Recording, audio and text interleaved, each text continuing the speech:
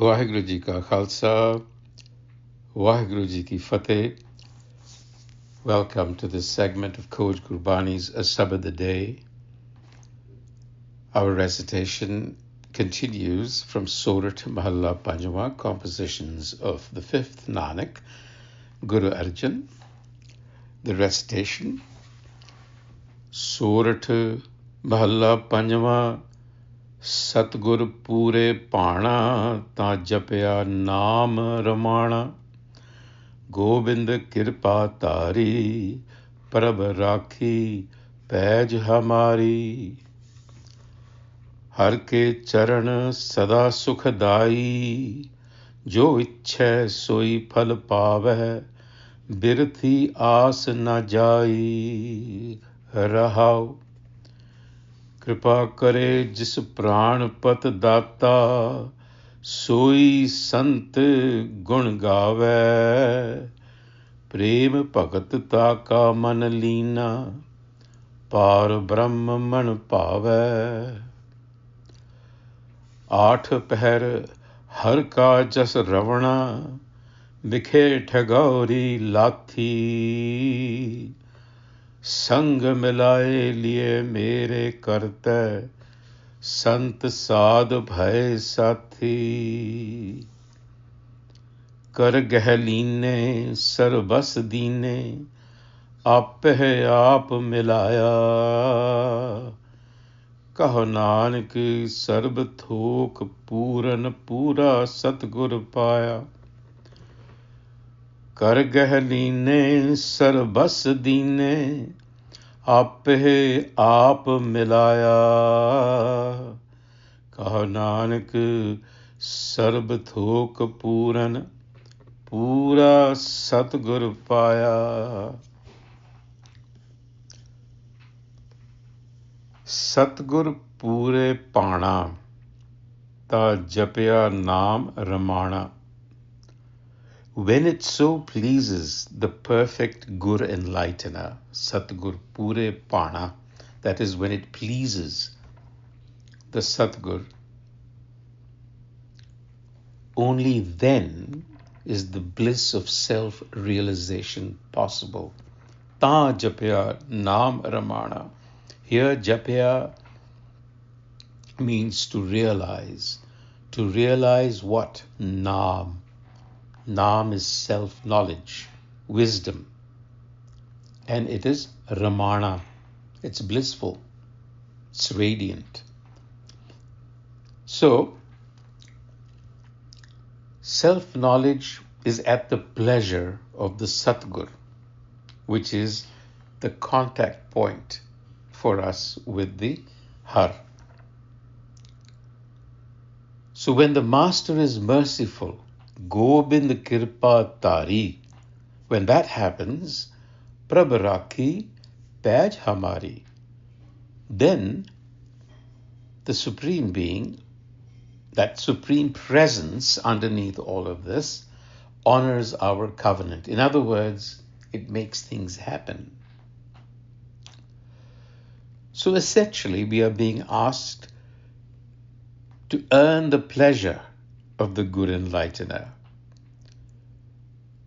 And if you probe Gurbani, you will see that earning the pleasure of the Gur Enlightener means emptying oneself of the ego.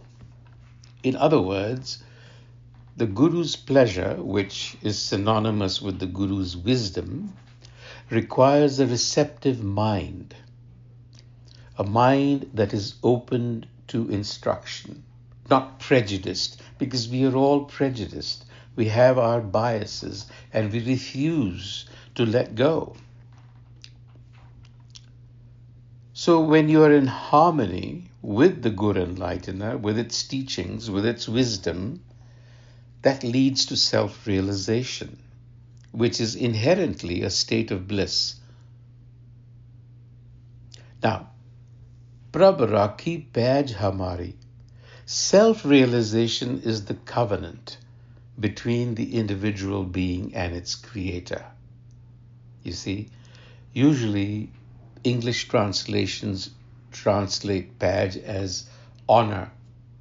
I have translated it as dignity as well, but explained it as being dignified as a human. And you're not dignified as a human until you're fully integrated in mind, body, and spirit, where the head and heart have fused together. Then you're dignified. And that is the covenant, because that is the play that is going on. There is a tacit understanding, you see. So, one has to bear in mind that the model of Gurmat, it posits a mind, our mind, has access to a deeper, intelligible world of reality that underlies the sensory world, the world of phenomena that we know so well and live in. The Guru teaches us how to access that underlying world.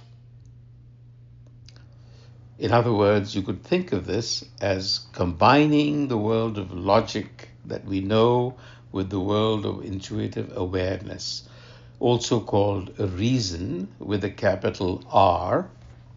And I refrain from using the word reason because we have now equated it to the intellect, intellectual understanding, which this is not. It is impossible for the intellect to actually, theoretically, you can understand it, but it is impossible to know it.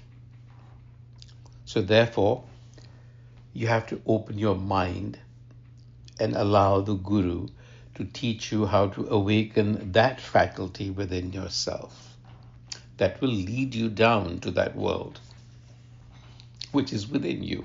So in the Rahao, the wisdom feet, that divine presence, that ground of all being, is inherently peace-giving. Sada Sukhadai. What does that mean? We will see that in a moment. Jo ichha soi phal pave. Because it is Sukhadai, there desire is brought to fruition. Birtha aas na jai, and no hope goes unfulfilled. So it's referred to as the feet, which implies grounding.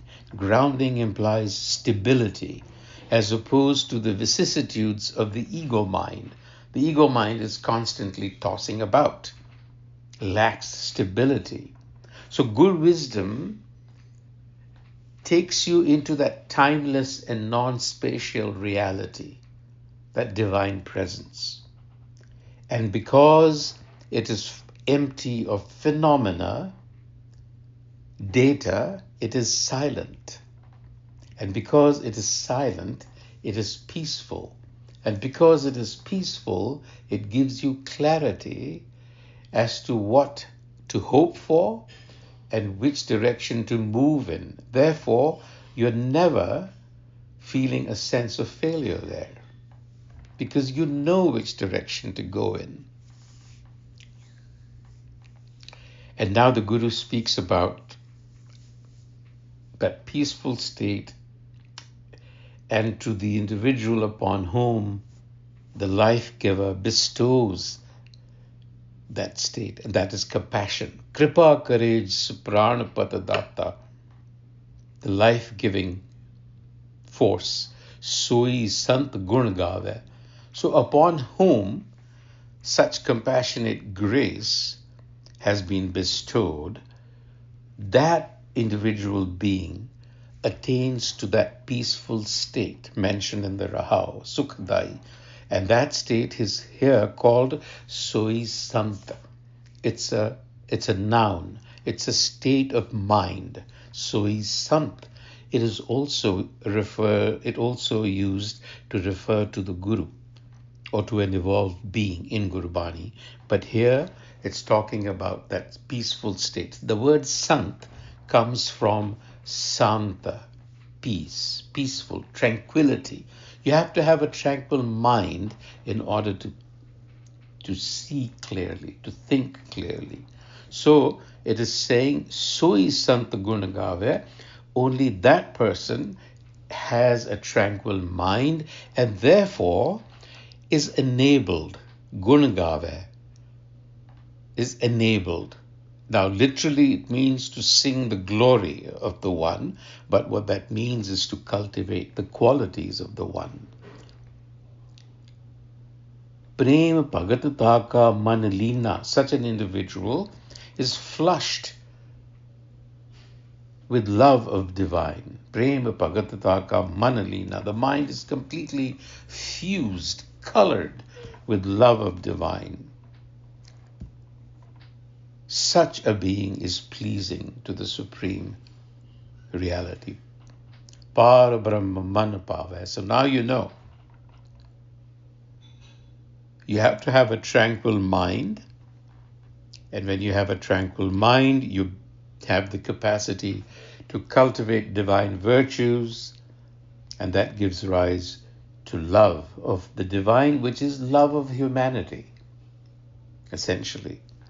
Because you see the same spark in everything. And so there's no question of any kind of hostility. That individual is pleasing to the Supreme Being.